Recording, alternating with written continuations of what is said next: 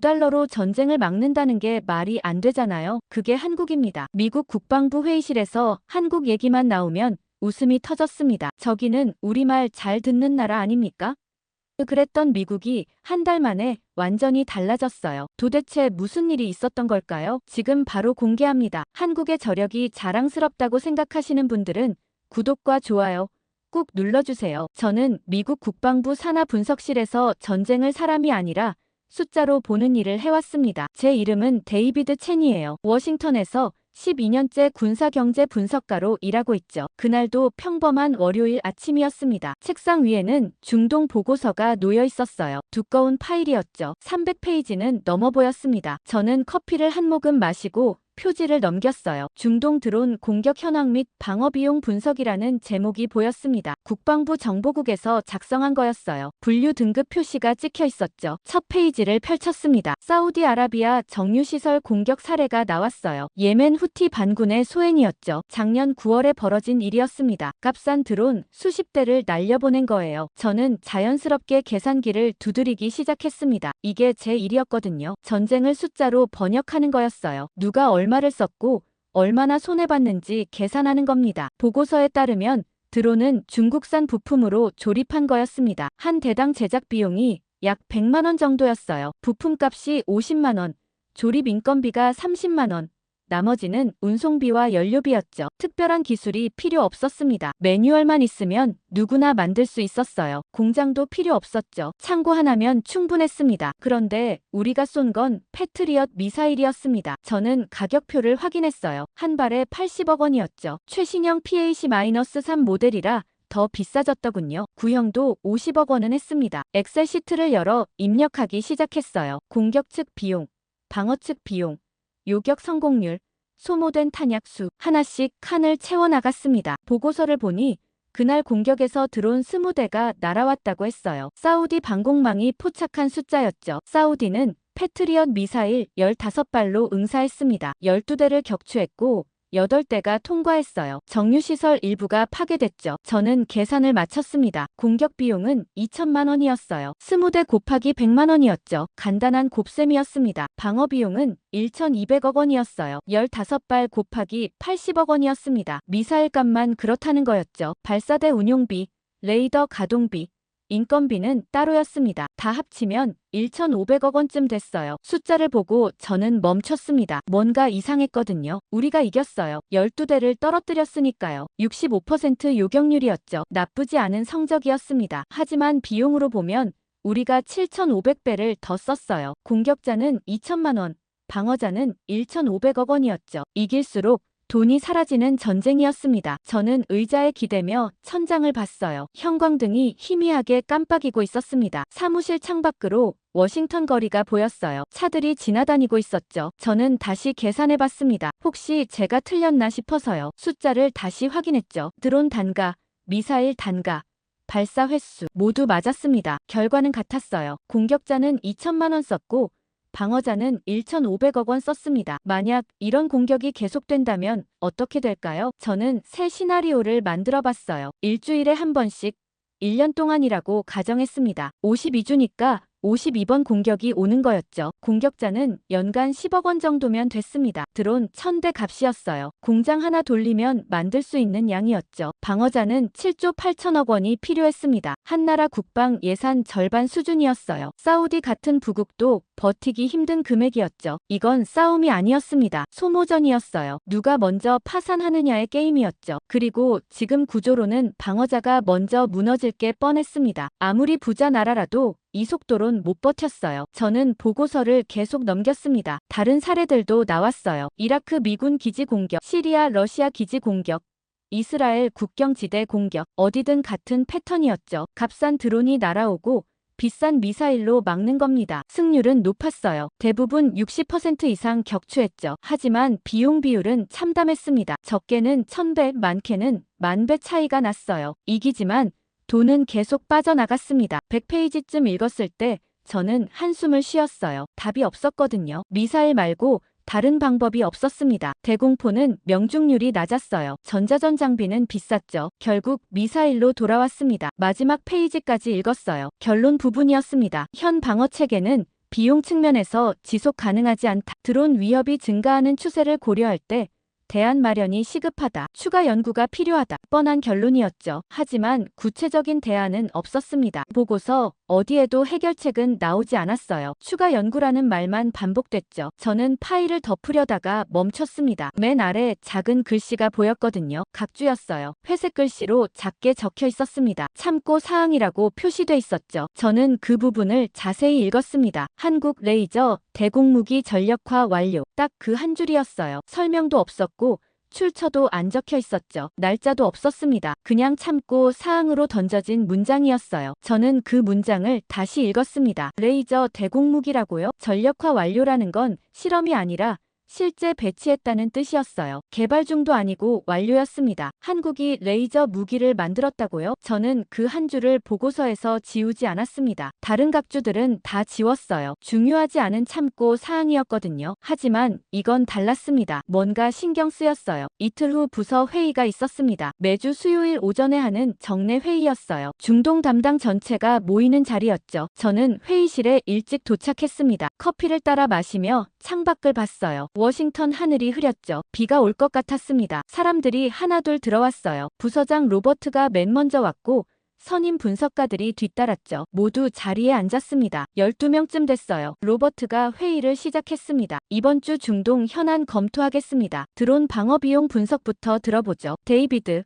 발표해주세요. 저는 일어서서 자료를 펼쳤어요. 지난 1년간 중동 지역 드론 공격 건수와 방어 비용을 정리한 거였죠. 총 공격 건수 230건입니다. 저는 첫 슬라이드를 가리켰어요. 전년 대비 40% 증가했고요. 방어 비용은 3조 원을 넘었습니다. 회의실이 조용했어요. 모두 숫자를 보고 있었죠. 저는 계속했습니다. 문제는 비용 대비 효율입니다. 공격자는 평균 1,000만 원을 쓰고 우리는 평균 100억 원을 씁니다. 1000배 차이예요. 로버트가 고개를 끄덕였습니다. 대안은 없습니까? 현재로선 미사일 외엔 방법이 없습니다. 저는 솔직하게 답했어요. 대공포는 명중률이 20%밖에 안 되고요. 전자전 장비는 미사일보다 더 비쌉니다. 회의실 분위기가 무거워졌어요. 다들 같은 생각을 하고 있었죠. 답이 없다는 거였습니다. 저는 잠시 망설였습니다. 그리고 입을 열었어요. 한 가지 참고할 만한 게 있습니다. 보고서 각주에서 봤는데요. 한국이 레이저 대공무기를 전력화했다고 나와 있더군요. 순간 회의실 분위기가 달라졌습니다. 누군가 웃는 소리가 들렸어요. 로버트가 손을 내저었죠. 한국이요? 그가 미간을 찌푸렸습니다. 한국은 변수가 아니에요. 데이비드, 적인 미군 보호 없으면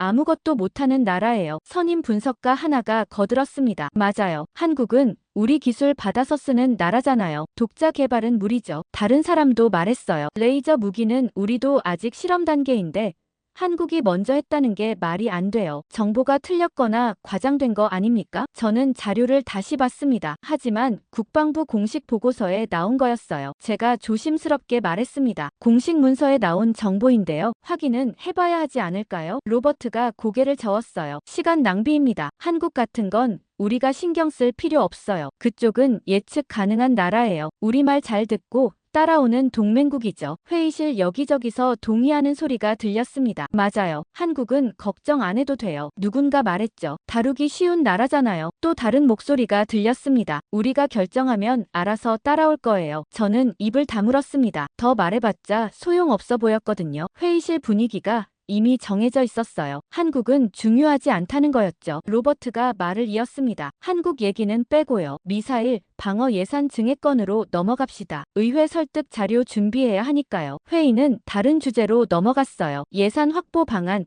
동맹국 분담금, 미사일 재고 관리. 한국 이야기는 완전히 사라졌죠. 저는 자리에 앉아 메모만 했습니다. 회의가 끝나고 사람들이 하나둘 나갔어요. 저는 자리에서 일어나며 생각했습니다. 정말 한국은 중요하지 않은 걸까요? 복도에서 동료 마크가 저한테 다가왔습니다. 데이비드, 왜 한국 얘기를 꺼냈어? 로버트 기분만 상하게. 궁금해서요. 저는 솔직하게 답했습니다. 각주에 있길래 확인하고 싶었어요. 마크가 어깨를 두드렸어요. 각주는 각주일 뿐이야. 본문이 중요한 거지. 한국 같은 건 신경 쓸 필요 없어. 저는 고개를 끄덕였지만 석연치 않았어요. 보통 한국은 말이 나오기 전에 움직이는 나라였거든요. 조용히 일을 진행하고 끝나면 발표하는 스타일이었죠. 말만 앞세우지 않았습니다. 사무실로 돌아왔습니다. 책상에 앉아 모니터를 켰어요. 회의실 장면이 자꾸 떠올랐죠. 한국은 변수가 아니다. 다루기 쉬운 나라다. 우리 말 잘 듣는다. 모두가 그렇게 말했습니다. 자신 있게요. 의심도 없이요. 당연한 사실처럼 받아들이는 분위기였어요. 저는 검색창을 열었습니다. 한국 레이저 무기라고 쳤어요. 영어 자료는 별로 없었습니다. 몇 개 짧은 기사만 나왔죠. 한국어 기사를 번역기로 돌려봤습니다. 국방과학연구소 개발 성공, 블록원 시스템 양산,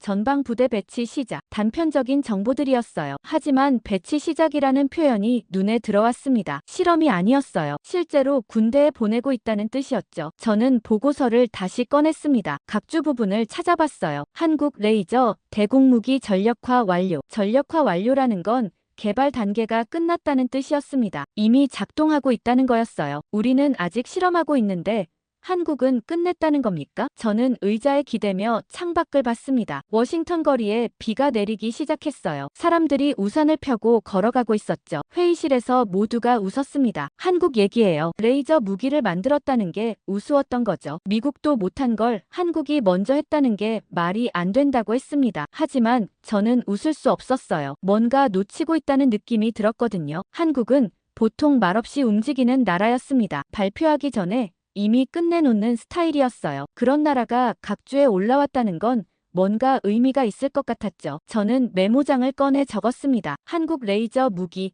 전력화 완료, 회의실 반응 냉담, 모두가 무시함. 하지만 정말 무시해도 되는 걸까? 적고 나니 더 궁금해졌습니다. 저는 이 문제를 그냥 넘기고 싶지 않았어요. 확인하고 싶었죠. 한국이 정말 뭘 했는지요. 일주일쯤 지났을 때 제 책상 위에 봉투 하나가 놓여 있었습니다. 얇은 마닐라 봉투였어요. 발신자 이름은 없었죠. 다만 국방정보국 직인이 찍혀 있었습니다. 비공식 자료라는 도장도 보였어요. 저는 주변을 둘러봤습니다. 아무도 없었어요. 누가 갖다 놓은 건지 몰랐죠. 봉투를 뜯었습니다. 안에 서류 몇 장이 들어 있었어요. 스테이플러로 고정돼 있었죠. 표지를 보니 한국 레이저 방어 시스템 개요라고 적혀 있었습니다. 분류 등급 표시는 없었어요. 비공식이라서 그런 것 같았죠. 첫 페이지를 넘겼습니다. 시스템 사진이 나왔어요. 군용 트럭 위에 장착된 장비였죠. 생각보다 작았습니다. 컨테이너 하나 크기였어요. 레이더가 위에 달려 있었고 중앙에 원통형 장치가 보였죠. 캡션을 읽었습니다. 블록원 레이저 방어 시스템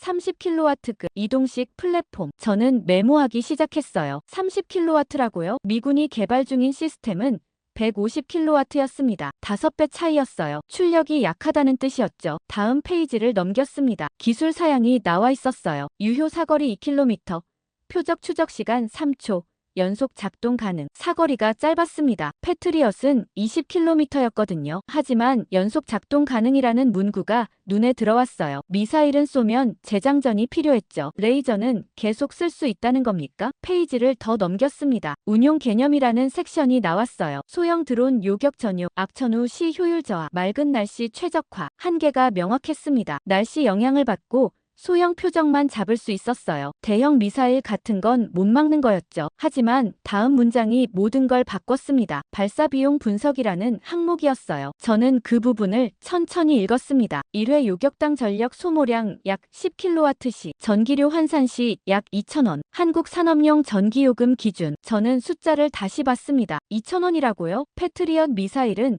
한 발에 80억 원이었어요. 레이저는 2,000원이었죠. 저는 계산기를 집어들었습니다. 80억을 2,000으로 나눴어요. 400만이 나왔습니다. 400만 배 차이였죠. 믿기지 않아서 다시 계산했습니다. 같은 결과가 나왔어요. 패트리엇 한 발 값으로 레이저를 400만 번 쏠 수 있었습니다. 저는 의자에서 일어나 창밖을 봤습니다. 워싱턴 거리가 보였어요. 차들이 지나다니고 있었죠. 머릿속이 복잡했습니다. 이게 가능한 일일까요? 발사 비용이 2,000원이라는 게 말이 됩니까? 저는 다시 자료를 봤습니다. 계산 근거를 찾았어요. 10kWh 전력 소모, 킬로와트시당 200원.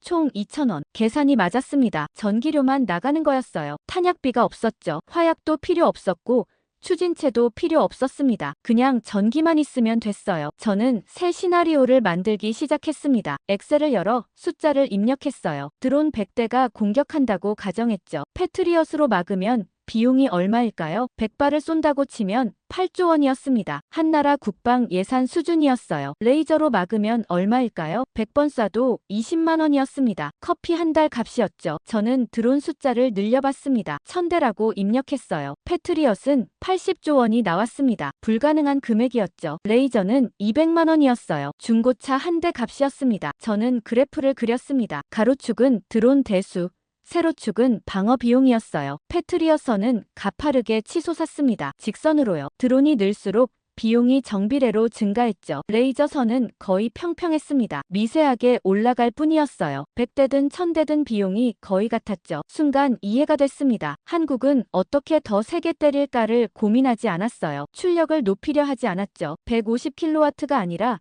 30kW로 만족했습니다. 대신 다른 질문을 했던 겁니다. 얼마나 오래 막을 수 있을까였어요. 계속 쏠 수 있는 무기를 원했던 거죠. 탄약이 떨어지지 않는 걸요. 비용이 늘지 않는 걸요. 저는 자료를 계속 읽었습니다. 다음 섹션은 지속 운용 능력이었어요. 냉각 시스템 내장으로 연속 사격 가능, 전력만 공급되면 무제한 작동, 탄약 재보급 불필요. 이게 핵심이었습니다. 미사일은 한 번 쏘면 끝이었어요. 다시 채워야 했죠. 시간도 걸리고 돈도 들었습니다. 레이저는 달랐어요. 계속 쏠 수 있었죠. 적이 100대를 보내든 1000대를 보내든 막아낼 수 있었습니다. 지칠 때까지요. 저는 마지막 페이지를 봤습니다. 평가 의견이 적혀 있었어요. 한국의 접근은 실용적이다. 최고 성능 추구보다 즉시 운용 가능성에 중점을 뒀다. 출력은 낮지만 소형 드론 방어에는 충분하다. 비용 대비 효과가 매우 높다. 저는 그 문장들을 다시 읽었습니다. 실용적이라고요. 즉시 운용 가능이라고요. 우리와 완전히 달랐어요. 우리는 완벽을 추구했습니다. 모든 상황에서 작동하는 무기를 원했어요. 고출력의 장거리의 전천후였죠. 그러다 보니 개발이 늦어졌습니다. 한국은 충분함을 택했어요. 지금 필요한 만큼만 만들었죠. 소형 드론만 잡으면 됐습니다. 맑은 날씨에만 써도 괜찮았어요. 대신 빨리 만들었고 싸게 만들었습니다. 실전에 배치했어요. 저는 책상 서랍에서 처음 봤던 보고서를 꺼냈습니다. 중동 드론 방어 비용 분석이었어요. 각주를 다시 읽었죠. 한국 레이저 대공무기 전력화 완료. 이제 무슨 뜻인지 알 것 같았습니다. 한국은 전쟁의 계산법을 바꿨던 겁니다. 누가 더 세게 때리느냐가 아니라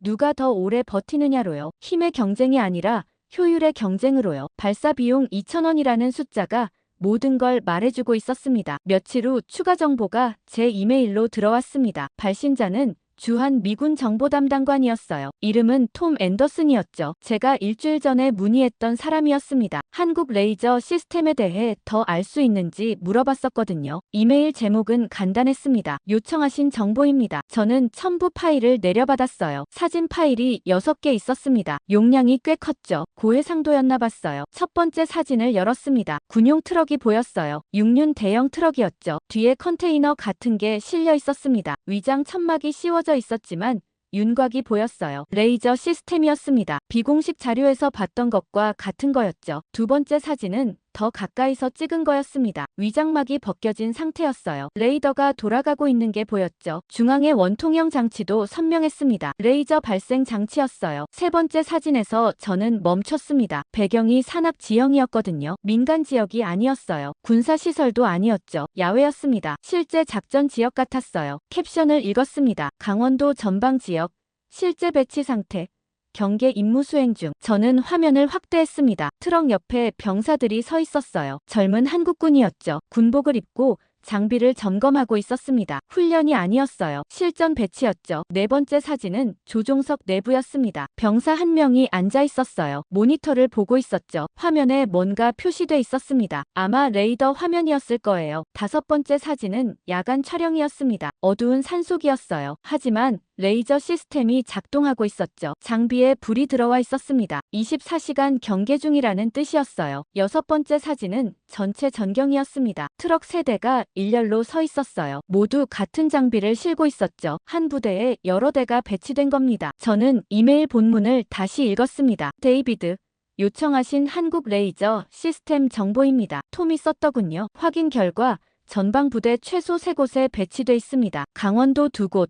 경기도 한 곳입니다. 각 부대당 2대에서 4대씩 운용 중입니다. 저는 계산했습니다. 최소 6대에서 최대 12대였어요. 적지 않은 숫자였죠. 이메일이 계속됐습니다. 놀라운 건 배치 속도입니다. 톰이 강조했더군요. 작년 가을에 개발 완료 발표했는데 겨울부터 벌써 부대에 들어갔습니다. 우리 같으면 최소 2년은 걸릴 일입니다. 시험 운용 기간도 없이 바로 실전 배치했어요. 저는 그 문장을 다시 읽었습니다. 시험 운용 없이라고요? 미군은 새 무기가 나오면 반드시 시험 기간을 거쳤습니다. 최소 6개월이었어요. 안전성 검증, 운용 매뉴얼 작성, 교육 훈련 프로그램 개발 모두 시간이 걸렸죠. 한국은 그걸 건너뛴 겁니까? 아니면 이미 다 끝냈던 건가요? 저는 답장을 보냈습니다. 톰, 고맙습니다. 시험 운용은 정말 안 했습니까? 아니면 개발 단계에서 이미 했던 겁니까? 답장이 금방 왔어요. 개발 단계에서 이미 다 검증한 것 같습니다. 톰이 답했더군요. 양산 들어가자마자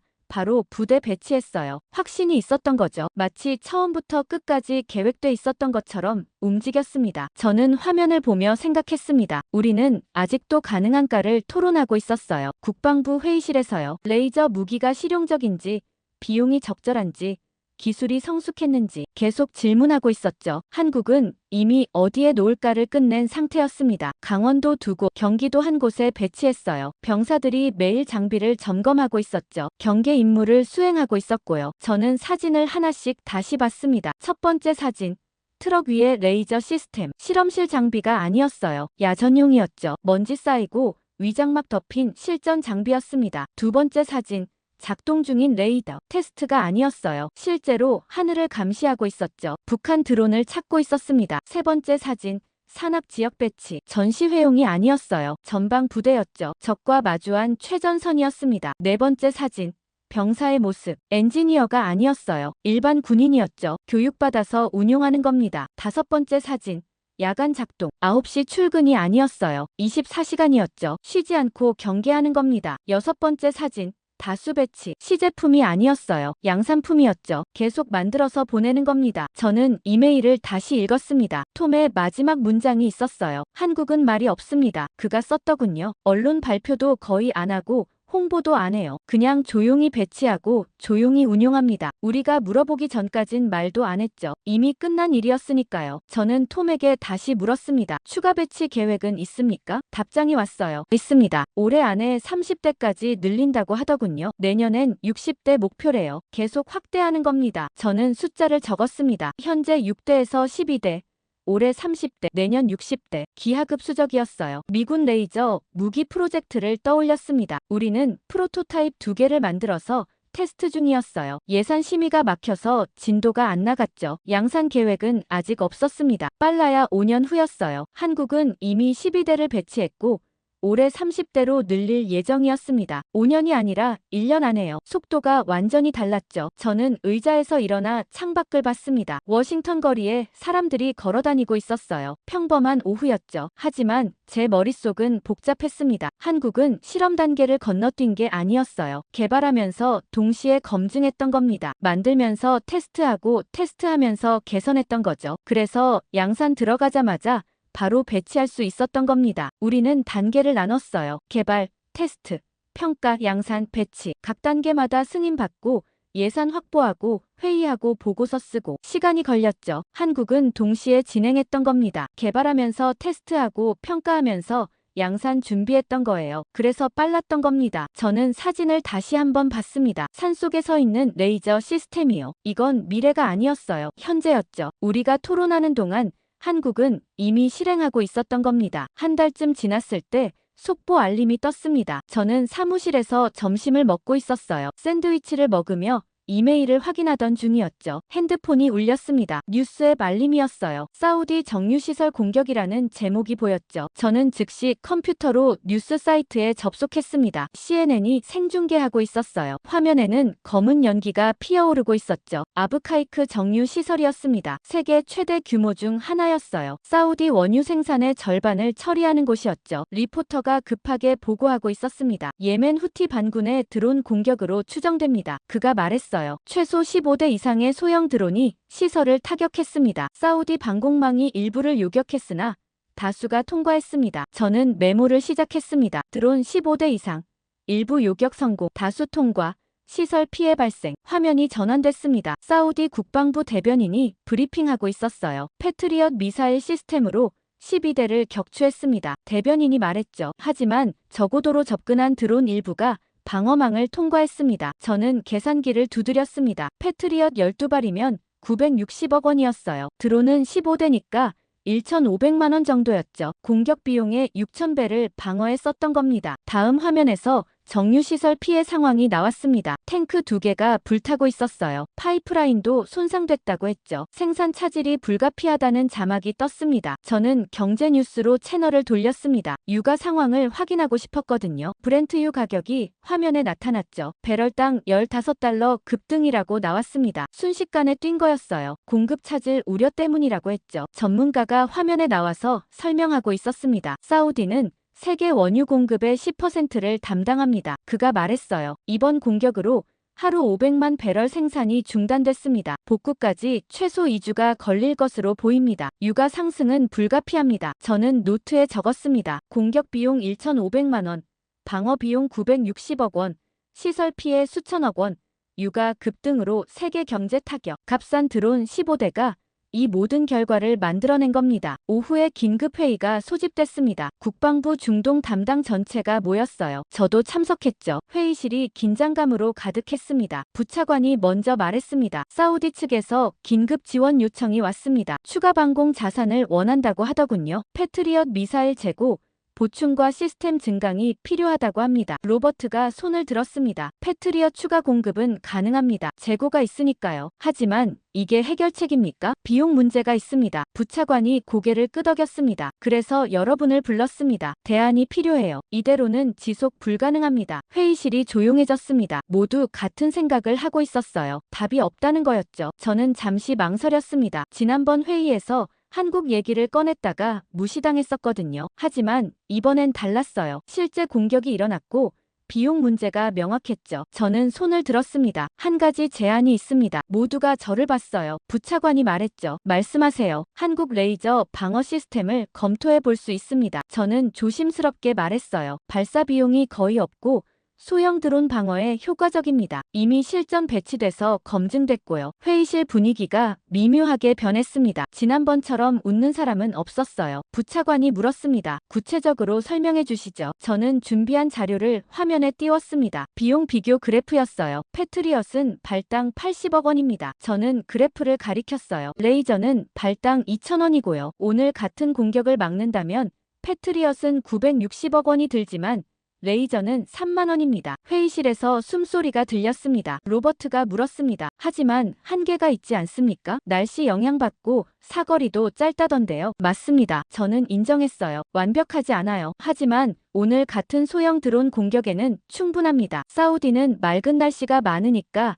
운용에 문제 없고요. 부차관이 턱을 괴었습니다. 한국 측과 접촉이 가능합니까? 비공식적으로는 가능합니다. 저는 답했어요. 한국은 기술 협력에 개방적이라고 들었습니다. 회의가 끝나고 저는 사무실로 돌아왔습니다. 책상 위에 이메일 알림이 떠 있었어요. 사우디 국방부 연락관에게서 온 거였죠. 저는 이메일을 열었습니다. 데이비드, 긴급히 연락드립니다. 내용이 시작됐어요. 오늘 공격으로 우리 쪽이 매우 곤란한 상황입니다. 패트리엇으로는 비용을 감당할 수 없습니다. 이렇게 막다가는 공격자보다 우리가 먼저 파산할 것 같습니다. 혹시 대안이 있습니까? 저는 그 문장을 다시 읽었습니다. 우리가 먼저 파산한다고요. 사우디처럼 부유한 나라가 이런 말을 하다니요. 하지만 계산해보면 맞는 말이었습니다. 일주일에 한 번씩만 공격받아도 연간 5조 원이 들었어요. 지속 불가능했죠. 이메일이 계속됐습니다. 한국에 다른 방법이 있다고 들었습니다. 레이저 방어 시스템이라던데요. 비용이 훨씬 낮다고 하더군요. 사실입니까? 도입이 가능합니까? 저는 답장을 쓰기 시작했습니다. 사실입니다. 한국 레이저 시스템은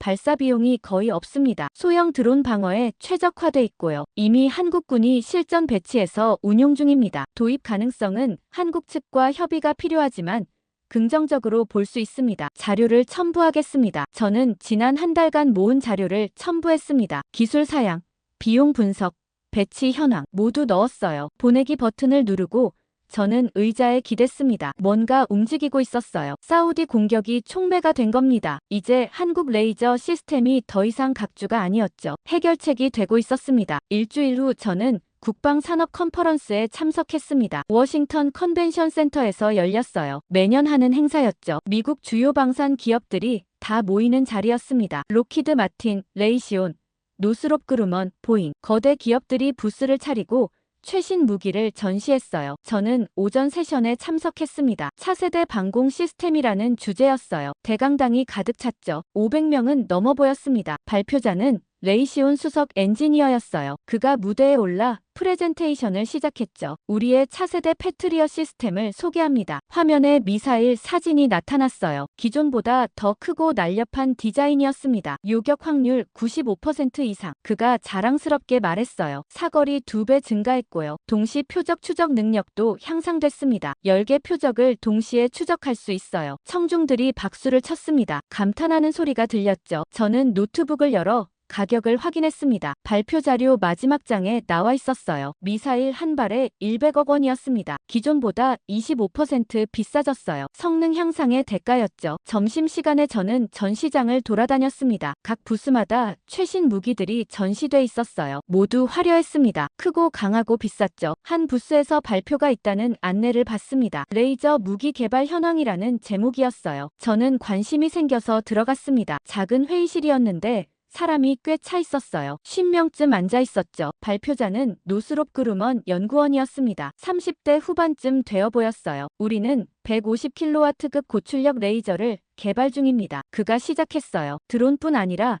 소형 미사일까지 요격 가능한 수준입니다. 현재 프로토타입 제작 단계에 있고요. 슬라이드가 넘어갔습니다. 기술적 도전 과제라는 제목이 보였어요. 첫째, 냉각 시스템 개선이 필요합니다. 그가 설명했어요. 고출력이다 보니 열 발생이 심해요. 지속 사격이 어렵습니다. 둘째, 전력 공급 문제가 있습니다. 150kW면 엄청난 전력이 필요해요. 이동식 발전기로는 부족합니다. 셋째, 소형화가 과제입니다. 현재는 트럭 3대 분량이에요. 한 대로 줄여야 합니다. 누군가 손을 들었습니다. 언제쯤 실전 배치 가능합니까? 발표자가 잠시 망설였어요. 최소 5년은 더 필요합니다. 기술적 문제를 해결하고 테스트하고 양산 체제 구축하려면 그 정도 걸려요. 예산 확보도 과제고요. 저는 메모했습니다. 5년 후라고요. 한국은 작년에 이미 배치했는데 말이죠. 발표가 끝나고 질의응답 시간이었습니다. 저는 손을 들었어요. 한국이 이미 레이저 시스템을 배치했다는 걸 알고 계십니까? 발표자가 잠시 당황한 표정을 지었습니다. 아, 그거요. 들어는 봤습니다. 하지만 그건 저출력이에요. 30kW 정도밖에 안 됩니다. 우리 목표의 5분의 1 수준이죠. 뒤쪽에서 누군가 웃었습니다. 그 정도로 뭘 맞겠어요? 장난감 드론이나 떨어뜨리는 거 아닙니까? 다른 사람이 거들었습니다. 한국은 늘 그래요. 빨리 만들려고 성능을 타협하죠. 우리는 제대로 만듭니다. 발표자가 고개를 끄덕였어요. 맞습니다. 우리는 완벽한 시스템을 추구해요. 모든 상황에서 작동하는 걸 원하죠. 비 오나 눈 오나 밤이나 낮이나 상관없이요. 한국 시스템은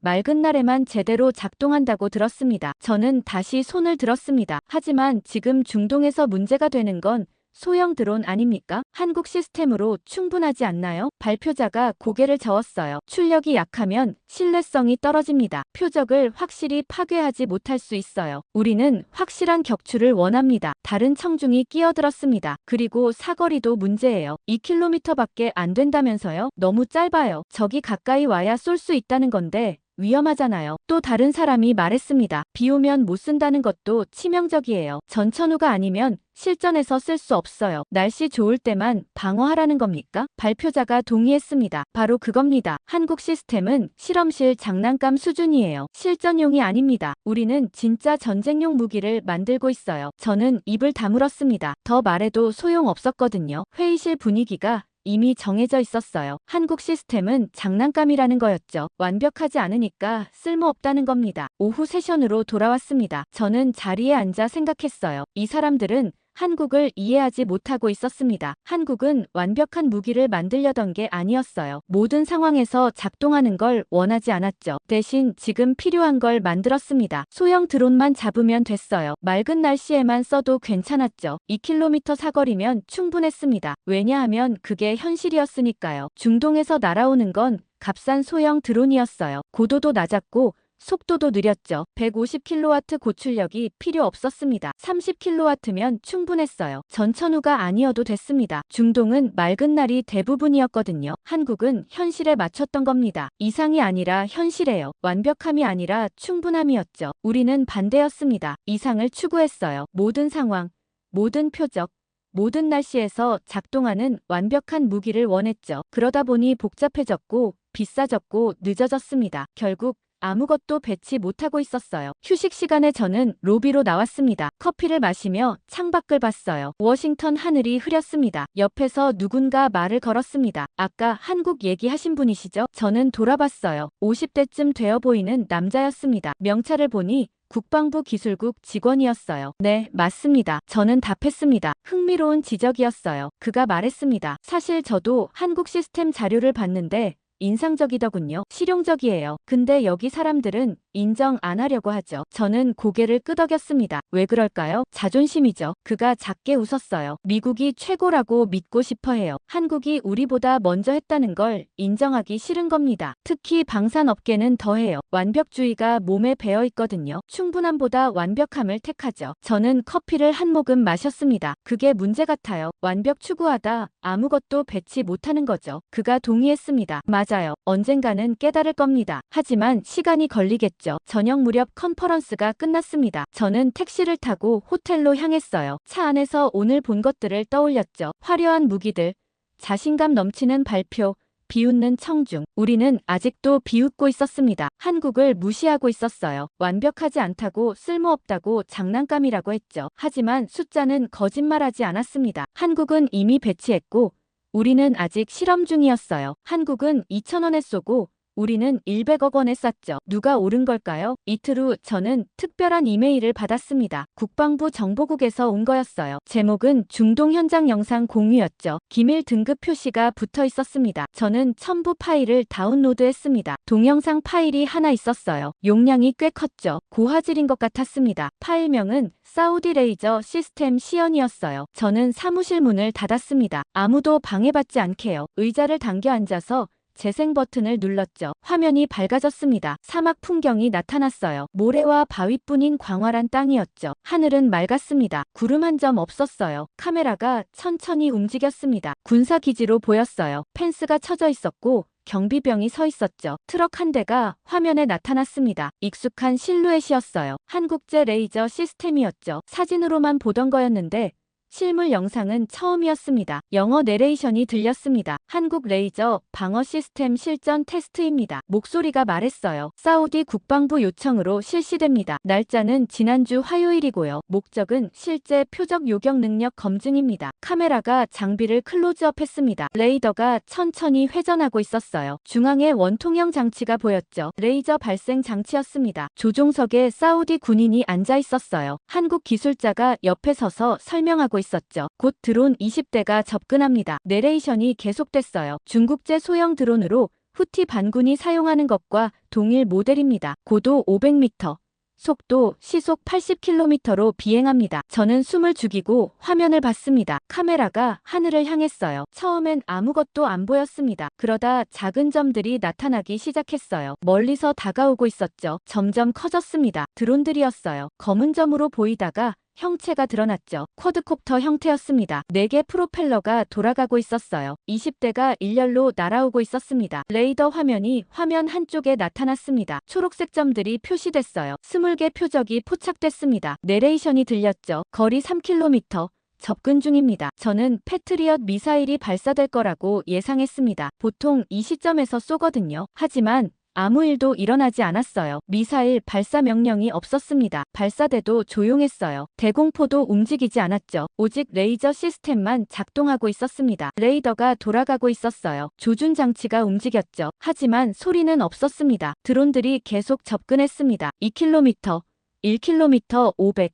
1km 점점 가까워졌어요. 육안으로도 선명하게 보였죠. 그런데 이상한 일이 벌어졌습니다. 앞쪽 드론 하나가 갑자기 떨어졌어요. 폭발도 없었습니다. 연기도 안 났어요. 불꽃도 보이지 않았죠. 그냥 추락했습니다. 마치 전원이 꺼진 것처럼요. 2초 후 두 번째 드론이 떨어졌습니다. 똑같았어요. 아무 소리 없이 그냥 떨어졌죠. 세 번째, 네 번째, 다섯 번째도 연달아 떨어졌습니다. 조용했습니다. 폭음도 없고 섬광도 없었어요. 드론들이 하나씩 하늘에서 사라지고 있었죠. 마치 보이지 않는 손이 하나씩 꺼뜨리는 것 같았습니다. 저는 화면에서 눈을 뗄 수 없었습니다. 현장 관측 장교 목소리가 들렸어요. 표적 1번 격추 확인. 그가 담담하게 말했죠. 표적 2번 격추, 표적 3번 격추. 계속됐습니다. 마치 체크리스트 읽듯이 차분했어요. 긴장감이 전혀 없었죠. 일상적인 작업처럼 들렸습니다. 10초 만에 10대가 떨어졌습니다. 나머지 10대도 연이어 격추됐어요. 20대 전부가 3분 안에 사라졌죠. 모두 조용히 떨어졌습니다. 폭발 장면은 단 한 번도 없었어요. 불꽃도 연기도 파편도 없었죠. 소음도 전혀 없었습니다. 내레이션이 결과를 요약했습니다. 전체 20대 격추 완료. 소요 시간 2분 48초. 발사 비용 약 4만 원. 탄약 소모 없음. 부수 피해 없음. 저는 숨을 내쉬었습니다. 방금 뭘 본 걸까요? 20대 드론이 하늘에서 사라졌어요. 하지만 전쟁 같지 않았습니다. 폭발도 없고 소리도 없었으니까요. 조용했어요. 깨끗했죠. 마치 없던 일처럼 드론들이 사라진 겁니다. 만약 패트리엇 미사일로 막았다면 어땠을까요? 저는 상상해봤습니다. 하늘이 폭발로 가득했을 거예요. 20발 미사일이 하늘에서 터졌겠죠. 엄청난 폭음이 울렸을 겁니다. 섬광이 번쩍였을 거고요. 파편이 사방으로 날아갔을 겁니다. 땅에 떨어져서 위험했겠죠. 하지만 레이저는 아무것도 남기지 않았습니다. 소리도 빛도 파편도 없었어요. 드론만 조용히 떨어졌죠. 효율적이었습니다. 깔끔했어요. 안전했죠. 저는 영상을 다시 재생했습니다. 놓친 게 있나 싶어서요. 처음부터 다시 봤죠. 드론이 접근하는 장면, 레이저 시스템 작동, 드론 격추. 두 번째로 봐도 놀라웠습니다. 격추 순간을 슬로우 모션으로 돌려봤어요. 드론이 날아가다가 갑자기 멈췄습니다. 프로펠러가 돌다가 멈춘 게 보였어요. 그리고 떨어졌죠. 레이저가 드론 내부를 태운 겁니다. 전자회로가 파괴됐던 거예요. 외관은 멀쩡해 보였지만 속은 망가진 겁니다. 그래서 폭발이 없었던 거였죠. 저는 영상을 멈추고 생각했습니다. 이건 단순한 무기가 아니었어요. 전쟁 방식 자체를 바꾸는 거였죠. 조용하고 깨끗하게 적을 무력화시키는 겁니다. 폭력적이지 않게요. 화려하지 않게요. 효율적으로요. 내레이션 마지막 문장이 다시 들렸습니다. 발사 비용 4만 원. 만약 패트리엇으로 막았다면 1,600억 원이 들었을 거예요. 4만 대 1,600억이었죠. 400만 배 차이였습니다. 저는 영상 파일을 저장했습니다. 이건 보고서에 꼭 넣어야 했어요. 말로만 설명하는 게 아니라 직접 보여줘야 했죠. 창밖을 봤습니다. 워싱턴 오후 하늘이 보였어요. 평화로운 풍경이었죠. 하지만 제 머릿속은 복잡했습니다. 방금 본 장면이 계속 떠올랐거든요. 조용히 떨어지는 드론들이요. 소리 없는 전쟁이었습니다. 다음 주 저는 종합 보고서를 쓰기 시작했습니다. 지난 2달간 모은 모든 자료를 정리하는 작업이었어요. 책상 위에는 파일들이 쌓여 있었죠. 한국 시스템 사양서,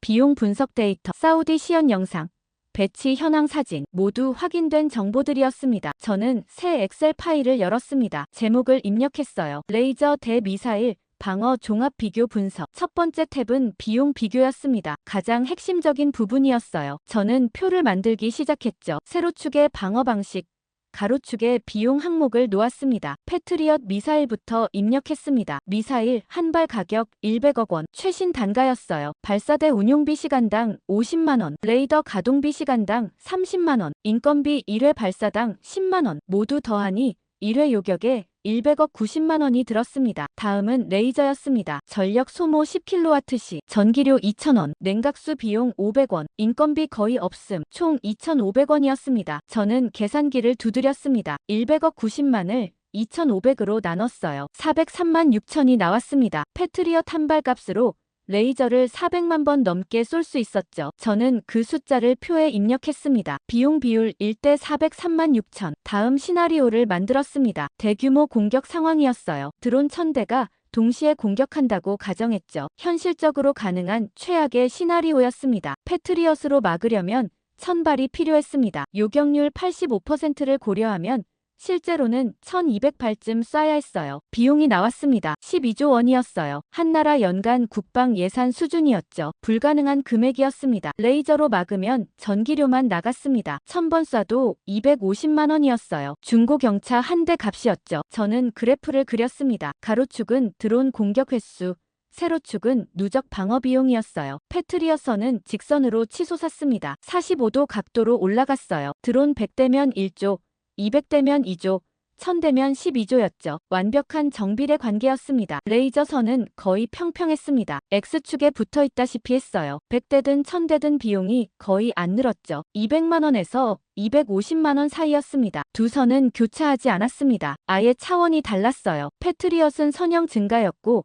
레이저는 거의 상수였죠. 수학적으로 비교 불가능했습니다. 저는 두 번째 탭을 만들었습니다. 지속 운용 능력 비교였어요. 패트리엇 데이터를 입력했습니다. 발사 후 재장전 시간 15분, 발사대당 탄약 16발, 재보급 소요 시간 6시간, 연속 작전 시간 최대 2시간, 한계가 명확했습니다. 계속 쏟아보면 탄약이 떨어졌어요. 재보급이 필요했죠. 시간이 걸렸고 비용도 들었습니다. 그 사이 방어 공백이 생겼어요. 레이저 데이터를 입력했습니다. 재장전 시간 없음, 탄약 한계 없음, 재보급 불필요, 연속 작전 시간 무제한, 전력만 공급되면 됐습니다. 냉각만 제대로 되면 24시간 쏠 수 있었어요. 쉬지 않고요. 멈추지 않고요. 저는 시뮬레이션을 돌렸습니다. 24시간 연속 공격 시나리오였어요. 시간당 드론 50대씩 날아온다고 가정했죠. 하루 총 1200대였습니다. 패트리엇으로는 방어가 불가능했습니다. 탄약이 3시간 만에 바닥났어요. 재보급 받으려면 6시간 기다려야 했죠. 그 사이 드론 300대가 통과했습니다. 레이저는 24시간 내내 막아냈습니다. 쉬지 않고 쏠 수 있었거든요. 1200대 전부 격추 가능했어요. 비용은 300만 원이었죠. 저는 세 번째 탭을 만들었습니다. 부수 피해 비교였어요. 패트리엇 데이터를 찾았습니다. 지난 1년간 중동에서 발생한 미사일 요격 작전 중 파편 낙하 사고가 47건 있었어요. 민간인 부상 12명.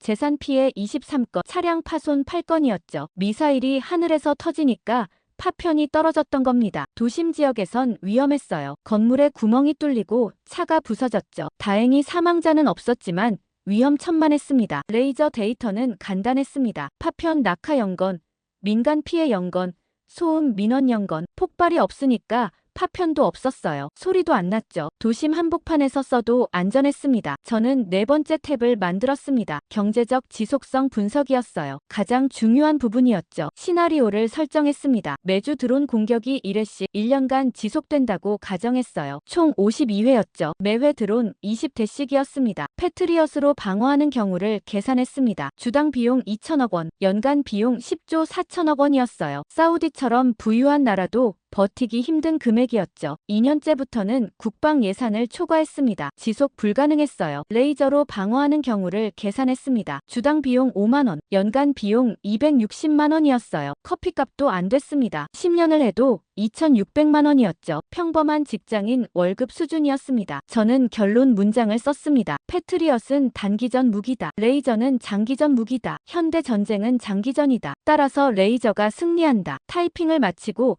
저는 의자에 기댔습니다. 모니터를 보며 생각했어요. 숫자가 모든 걸 말해주고 있었습니다. 변명의 여지가 없었어요. 패트리엇은 강력했지만 지속 불가능했습니다. 레이저는 약해 보였지만 무한대로 쓸 수 있었어요. 전쟁은 한 방이 아니라 지구력이었죠. 저는 마지막 슬라이드를 만들었습니다. 제목만 큰 글씨로 적었어요. 이 책에는 적의 공격을 막는 게 아니라 적의 자본을 먼저 말려 죽인다. 파일을 저장했습니다. 내일 부서 회의에서 발표할 예정이었어요. 다음 날 오전 부서 회의가 있었습니다. 저는 일찍 출근해서 발표 자료를 점검했어요. 프로젝터에 연결하고 슬라이드를 확인했죠. 모든 게 준비됐습니다. 사람들이 하나둘 들어왔습니다. 부서장 로버트가 맨 먼저 왔고 선임 분석가들이 뒤따랐어요. 이번엔 부차관도 참석했죠. 이례적인 일이었습니다. 평소엔 안 오거든요. 모두가 자리에 앉았습니다. 15명쯤 됐어요. 회의실이 꽉 찼죠. 로버트가 회의를 시작했습니다. 오늘은 데이비드의 레이저 방어 시스템 종합 분석을 듣겠습니다. 부차관님도 관심 있어 하셔서 자리해 주셨고요. 데이비드, 시작하시죠. 저는 일어서서 첫 슬라이드를 켰습니다. 레이저 대미사일 방어 종합 비교 분석이라는 제목이 나타났어요. 핵심은 단 하나입니다. 저는 말문을 열었어요. 비용입니다. 전쟁은 결국 경제 싸움이에요. 누가 더 오래 버티느냐가 승패를 가릅니다. 슬라이드를 넘겼습니다. 비용 비교표가 나타났어요. 패트리엇 한 발 100억 원, 레이저 한 발 2,500원, 비율 1대 400만. 회의실이 조용했습니다. 모두 숫자를 보고 있었어요. 아무도 웃지 않았습니다. 한 달 전 회의와 완전히 달랐죠. 그때는 한국 얘기만 나와도 비웃었는데 이젠 아무도 그러지 않았습니다. 저는 다음 슬라이드로 넘어갔습니다. 대규모 공격 시나리오였어요. 드론 1000대를 막는다고 가정하면 패트리엇은 12조 원이 필요합니다. 저는 그래프를 가리켰어요. 레이저는 250만 원입니다. 부차관이 손을 들었습니다. 이 숫자 검증됐습니까? 과장 아닙니까? 모두 실제 데이터입니다. 저는 확신 있게 답했어요. 한국군 운용 자료와 사우디 시연 결과를 바탕으로 했습니다. 보수적으로 계산한 거예요. 실제로는 더 효율적일 수 있습니다. 로버트가 물었습니다. 그럼 왜 우리는 아직 레이저를 안 쓰는 겁니까? 개발이 늦어서입니까? 저는 다음 슬라이드를 띄웠습니다. 접근 방식 비교였어요. 미국은 완벽을 추구했습니다. 저는 설명했어요. 150kW 고출력, 전천후 작동, 모든 표적 대응, 이상적이지만 시간이 오래 걸렸어요. 아직도 실험 중입니다. 한국은 충분함을 택했습니다. 30kW 저출력, 맑은 날씨 최적, 소형 드론 전용. 제한적이지만 지금 당장 쓸 수 있어요. 이미 배치했습니다. 부차관이 팔짱을 꼈습니다. 한계가 있다는 얘긴데 괜찮습니까? 중동 상황에는 충분합니다. 저는 답했어요. 지금 문제가 되는 건 소형 드론이에요. 중동은 맑은 날이 대부분이고요. 완벽할 필요 없습니다. 충분하면 됩니다. 선임 분석가 하나가 질문했습니다. 그럼 우리도 한국 방식을 따라야 한다는 겁니까? 저는 신중하게 답했습니다. 배울 점이 있다고 봅니다. 완벽 추구하다 아무것도 배치 못하는 것보다 충분한 걸 빨리 배치하는 게 낫습니다. 실전에서 검증하면서 개선해 나가면 돼요. 저는 사우디 시연 영상을 틀었습니다. 드론들이 조용히 떨어지는 장면이 화면에 나타났어요. 폭발도 없고 소리도 없었죠. 20대가 3분 안에 격추됐습니다. 영상이 끝나고 회의실이 잠시 조용했습니다. 부차관이 입을 열었어요. 인상적이네요. 소리가 하나도 없군요. 바로 그겁니다. 저는 강조했어요. 도시 방어에 최적이에요. 폭음도 파편도 없으니까 민간 피해가 없습니다. 서울같이 인구 밀집 지역에서 쓰려고 만든 거죠. 로버트가 말했습니다. 사우디가 도입 검토 중이라던데 사실입니까? 네. 저는 고개를 끄덕였어요. 비공식적으로 한국 측과 접촉했습니다. 긍정적으로 진행되고 있고요. 아랍에미리트와 쿠웨이트도 관심 보이고 있습니다. 부차관이 물었습니다. 우리는 어떻게 해야 합니까? 한국과 협력이 필요합니다. 저는 준비한 답을 했어요. 기술 교류부터 시작하면 좋겠습니다. 그들의 실용적 접근을 배우고 우리 기술력을 결합하는 거죠. 윈윈 할 수 있습니다. 부차관이 로버트를 봤습니다. 로버트.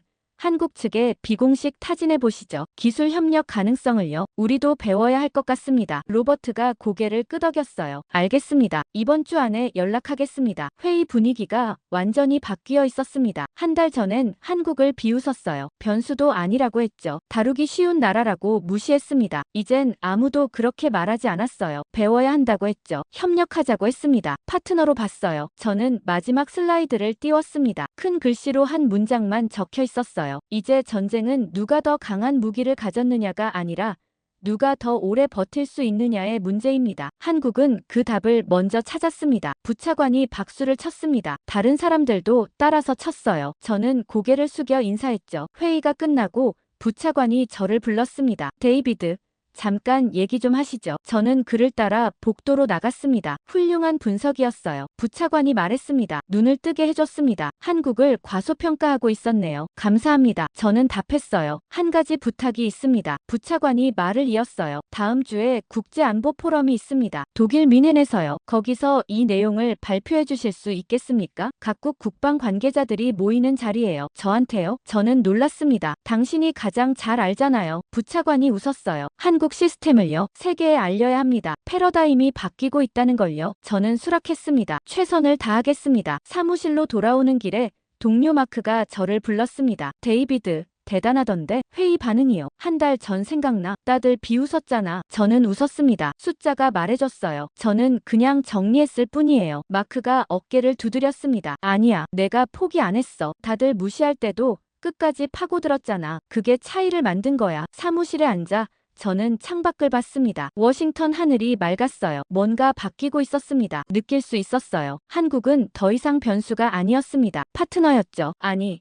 어쩌면 선생님이었습니다. 일주일 후 저는 특별한 영상을 하나 더 받았습니다. 이번엔 한국 국방부에서 직접 보낸 거였어요. 김민준이라는 방위사업청 직원이 발신자였죠. 부차관이 한국 측에 비공식 접촉했을 때 연결된 사람이었습니다. 이메일 제목은 서울 방어 훈련 영상이었습니다. 참고용으로 보내드립니다라는 짧은 메시지가 있었어요. 저는 첨부 파일을 다운로드했습니다. 이번에도 동영상이었어요. 재생 버튼을 눌렀죠. 화면이 밝아졌습니다. 서울 도심이 보였어요. 고층 빌딩들이 즐비했죠. 한강이 화면 저편에 보였습니다. 낮 시간이었어요. 하늘은 맑았고 햇살이 쏟아지고 있었습니다. 자막이 나타났습니다. 서울 상공 방어 훈련 2024년 11월 한국군 합동참모본부 주관. 카메라가 천천히 움직였습니다. 도심 어딘가의 건물 옥상이었어요. 레이저 시스템이 설치돼 있었죠. 사막이 아니라 도시 한복판이었습니다. 빌딩 숲 사이에 레이저 장비가 있었어요. 트럭이 아니라 고정 설치였죠. 더 큰 시스템이었습니다. 내레이션이 한국어로 들렸습니다. 자막이 영어로 나왔어요. 북한 무인기 침투를 가정한 방어 훈련입니다. 목소리가 말했죠. 서울 상공으로 접근하는 소형 드론을 요격합니다. 실제 작전과 동일한 절차로 진행됩니다. 화면이 전환됐습니다. 레이더 관제실이 보였어요. 여러 명이 모니터를 보고 있었죠. 긴장한 표정들이었습니다. 훈련이지만 진지했어요. 모의 표적 5대 발진. 내레이션이 들렸습니다. 북쪽에서 남하 중입니다. 고도 800m.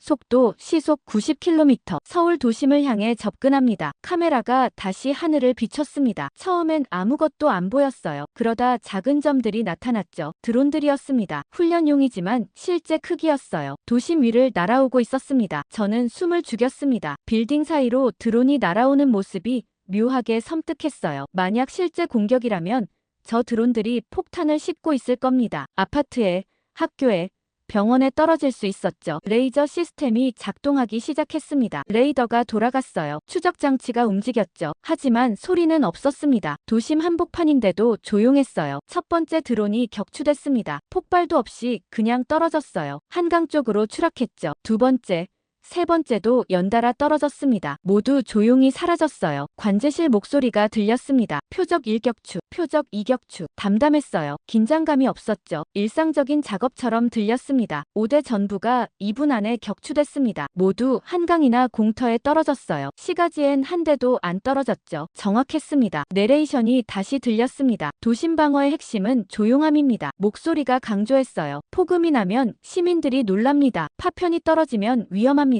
레이저는 둘 다 없습니다. 도시는 조용해야 합니다. 저는 그 문장을 메모했습니다. 도시는 조용해야 한다. 화면이 전환됐습니다. 서울거리 모습이 나왔어요. 사람들이 평소처럼 걸어다니고 있었죠. 카페에 앉아 커피 마시는 사람들도 보였습니다. 차들이 지나다녔어요. 방금 머리 위에서 드론 5대가 격추됐는데 아무도 몰랐습니다. 소리가 없었으니까요. 폭발이 없었으니까요. 일상이 멈추지 않았던 겁니다. 만약 패트리엇 미사일로 막았다면 어땠을까요? 저는 상상해봤습니다. 하늘에서 미사일 5발이 터졌을 거예요. 엄청난 폭음이 도심을 뒤덮었겠죠. 빌딩 유리창이 깨졌을 겁니다. 파편이 거리로 떨어졌을 거고요. 차들이 멈췄을 겁니다. 사람들이 비명 지르며 도망갔겠죠. 공황 상태가 됐을 거예요. 하지만 레이저는 아무 흔적도 남기지 않았습니다. 사람들은 평소처럼 생활했어요. 드론이 격추된 줄도 몰랐죠. 조용히 안전해진 겁니다. 내레이션이 계속됐습니다. 서울은 1000만 인구가 사는 도시입니다. 북쪽 50km에 북한이 있습니다. 드론 위협은 현실입니다. 하지만 도시는 멈출 수 없습니다. 조용히 막아야 합니다. 그래서 레이저입니다. 화면에 통계가 나타났습니다. 서울 방공 시스템 배치 현황. 레이저 방어 거점 12곳, 24시간 감시 체제, 요격 성공률 92%. 저는 그 숫자들을 받아 적었습니다. 12곳이라고요? 서울 전역을 커버하는 거였죠. 24시간 감시라는 건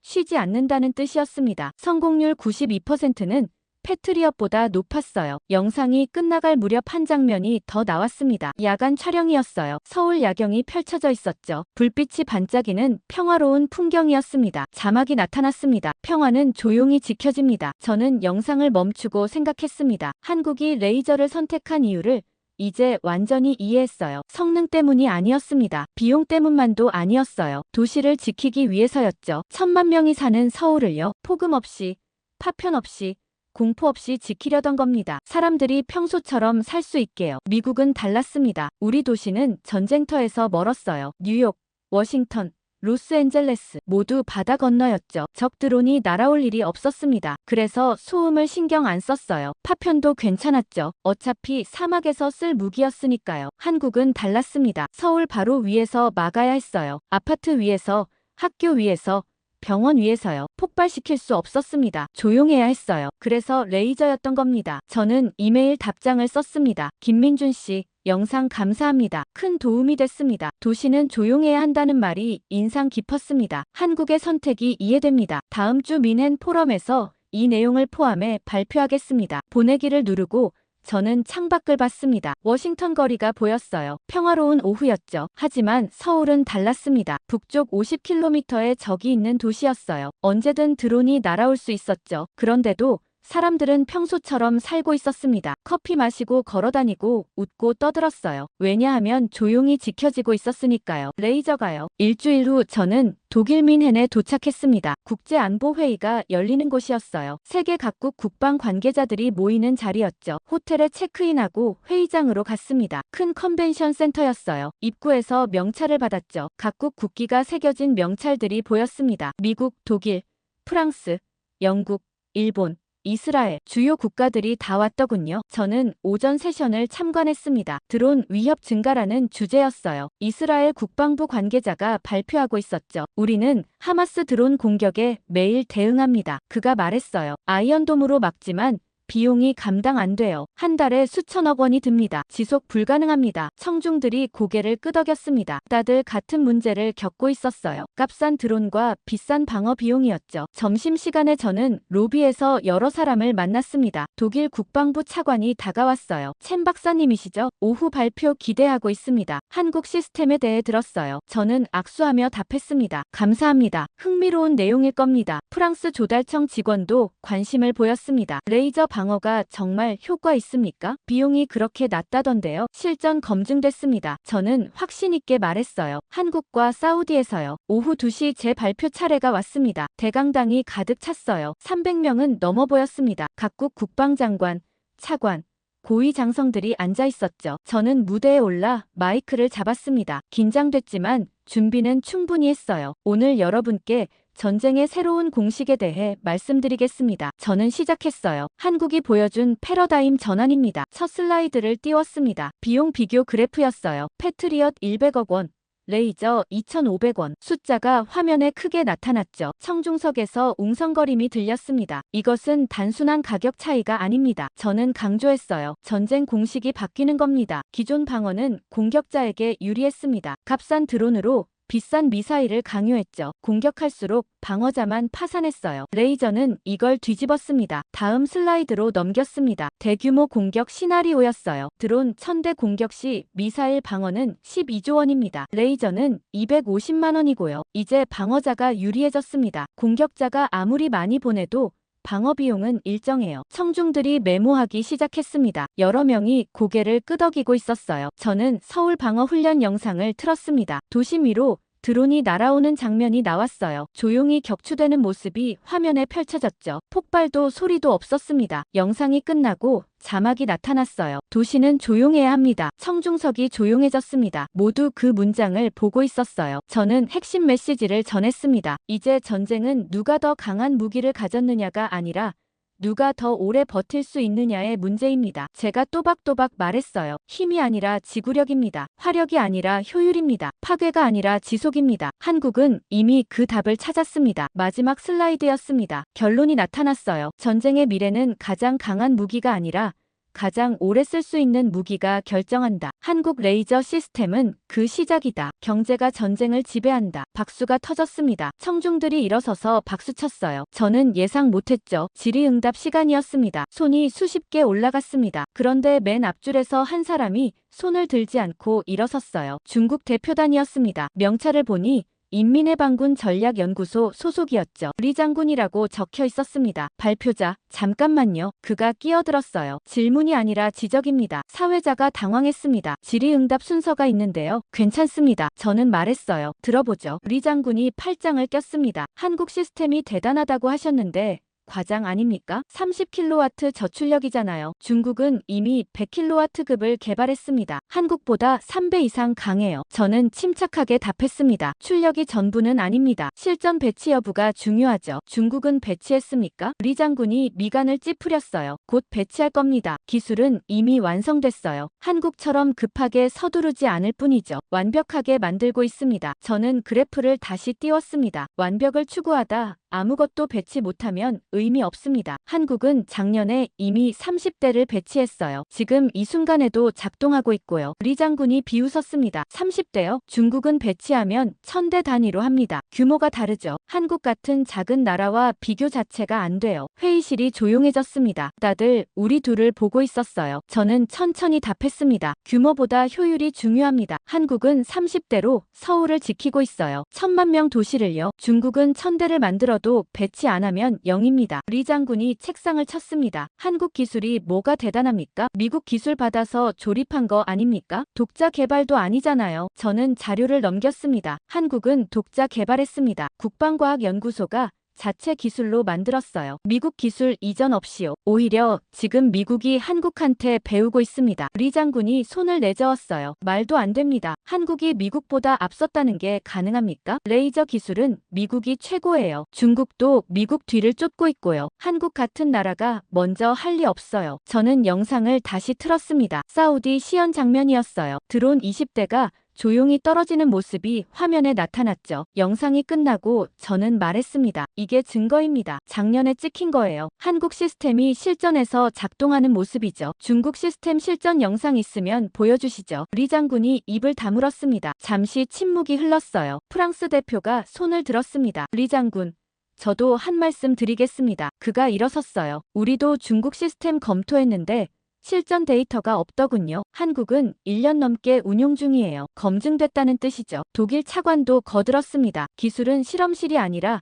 전장에서 증명되는 겁니다. 한국이 그걸 해냈어요. 중국은 아직 실험실 단계 아닙니까? 리 장군이 얼굴이 붉어졌습니다. 중국은 신중한 겁니다. 검증 없이 배치하지 않아요. 안전이 최우선이죠. 일본 방위성 관계자가 말했습니다. 하지만 한국도 검증했잖아요. 개발 단계에서요. 그래서 배치 즉시 작동한 거고요. 중국보다 효율적이었던 겁니다. 이스라엘 대표가 끼어들었습니다. 저희가 아이언돔 운용하면서 배운 게 있습니다. 실전 데이터가 없는 시스템은 믿을 수 없다는 거예요. 한국은 실전 검증됐어요. 그게 결정적 차이죠. 리 장군이 목소리를 높였습니다. 한국을 너무 띄우는 거 아닙니까? 작은 나라가 운 좋게 빨리 만든 것 뿐이에요. 기술 수준은 중국이 훨씬 높습니다. 영국 대표가 냉정하게 말했습니다. 기술 수준보다 결과가 중요합니다. 한국은 배치했고 중국은 안 했어요. 그게 전부죠. 저는 마지막 슬라이드를 띄웠습니다. 한국은 작은 나라입니다. 저는 또박또박 말했어요. 하지만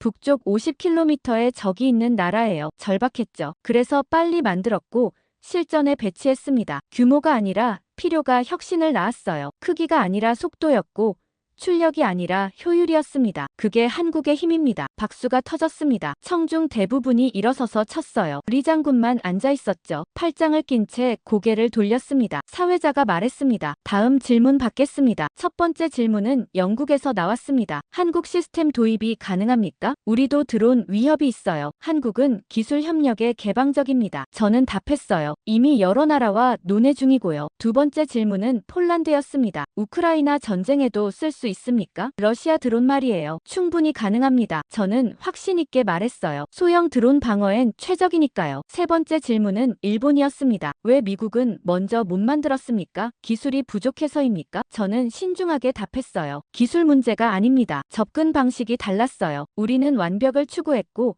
한국은 충분함을 택했죠. 필요가 혁신을 낳았습니다. 네 번째 질문은 이스라엘이었습니다. 우리는 절박합니다. 하마스 드론이 매일 와요. 아이언돔 비용이 감당 안 돼요. 한국 시스템 도입하고 싶은데 어떻게 해야 합니까? 한국방위사업청에 직접 연락하시면 됩니다. 저는 김민준 연락처를 공유했어요. 협력에 열려 있을 겁니다. 발표가 끝나고 여러 사람이 저한테 왔습니다. 명함을 주고 연락하자고 했어요. 독일 차관이 말했습니다. 인상 깊었어요. 사실 우리도 비슷한 프로젝트가 있었는데 예산 문제로 취소됐죠. 완벽하게 만들려다 비용이 너무 올라갔어요. 한국처럼 실용적으로 접근할 걸 그랬습니다. 프랑스 관계자도 다가왔습니다. 우리 아프리카 기지들이 드론 위협에 노출돼 있어요. 레이저가 해답일 수 있겠네요. 한국과 협력 논의하고 싶습니다. 저녁에 리셉션이 있었습니다. 각국 대표들이 모여 와인을 마시며 대화했어요. 독일 차관이 건배사를 했죠. 오늘 우리는 중요한 걸 배웠습니다. 그가 잔을 들었어요. 전쟁의 미래는 더 이상 힘만으로 결정되지 않습니다. 효율과 지속성이 승패를 가릅니다. 한국이 그 길을 보여줬고요. 모두가 박수쳤습니다. 저도 잔을 들었어요. 호텔방으로 돌아온 저는 창밖을 봤습니다. 미넨 야경이 펼쳐져 있었어요. 조용한 밤이었죠. 저는 생각했습니다. 오늘 뭔가 바뀌었어요. 한국이 시작한 변화가 세계로 퍼지고 있었습니다. 완벽함에서 실용성으로,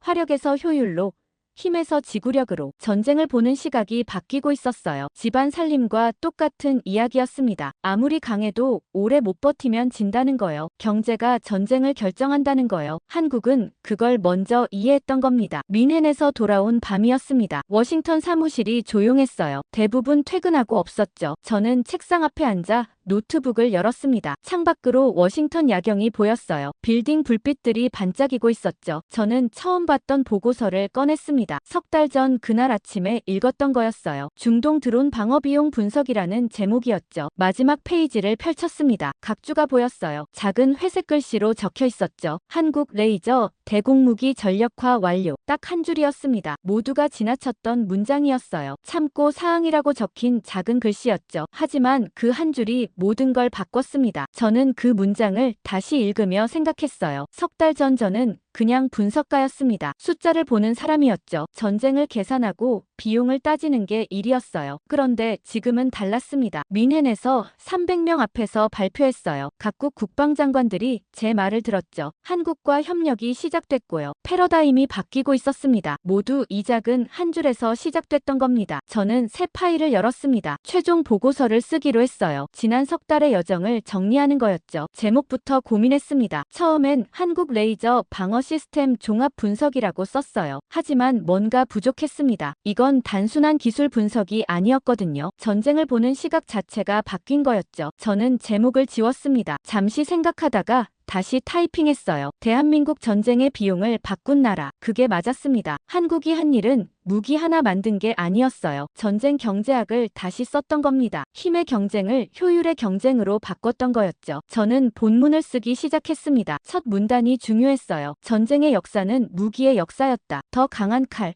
더 빠른 총, 더 정확한 미사일. 인류는 늘 더 강력한 무기를 추구했다. 하지만 21세기 들어 공식이 바뀌었다. 이제 중요한 건 강함이 아니라 지속성이다. 얼마나 오래 싸울 수 있느냐가 승패를 가른다. 대한민국은 이 변화를 가장 먼저 이해한 나라다. 다음 섹션은 숫자였습니다. 제가 가장 자신 있는 부분이었죠. 패트리엇 미사일 100억 원대 레이저 2,500원, 드론 1000대 방어 시 12조 원대 250만 원, 400만 배 차이. 숫자는 거짓말하지 않았습니다. 세 번째 섹션은 실전 검증이었습니다. 사우디 시연, 서울 방어훈련, 각국의 관심, 모두 데이터로 뒷받침했어요. 네 번째 섹션은 패러다임 전환이었습니다. 완벽함에서 충분함으로, 화력에서 효율로, 힘에서 지구력으로 한국이 보여준 새로운 길이었죠. 마지막 섹션은 결론이었습니다. 저는 신중하게 문장을 골랐어요. 타이핑을 시작했죠. 세상을 바꾼 건 가장 비싼 무기가 아니었다. 가장 강한 무기도 아니었다. 가장 오래 쓸 수 있는 계산이었다. 한국은 그 계산을 먼저 끝냈다. 타이핑을 마치고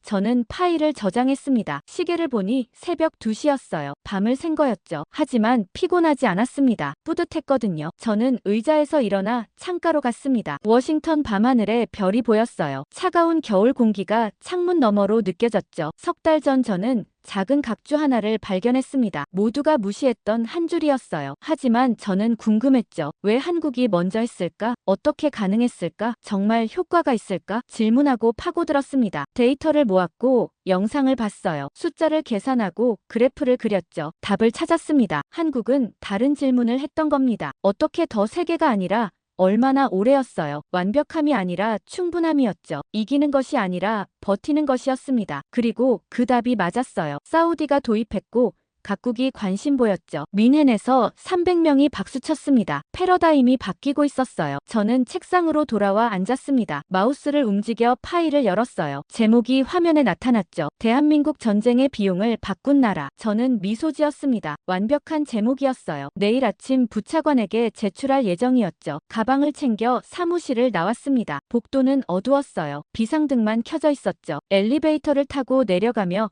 저는 생각했습니다. 작은 각주 하나가 여기까지 왔어요. 워싱턴을 바꿨고 민헨을 움직였죠. 이제 세계가 주목하고 있었습니다. 한국이 보여준 길을요. 건물 밖으로 나왔습니다. 차가운 겨울밤 공기가 얼굴을 스쳤어요. 하늘을 올려다봤죠. 별들이 총총했습니다. 저는 걸으며 생각했습니다. 세상을 바꾼 건 가장 비싼 무기가 아니라 가장 오래 쓸 수 있는 계산이었다. 한국은 그 계산을 먼저 끝냈고 저는 그걸 세상에 알렸습니다. 이제 시작일 뿐.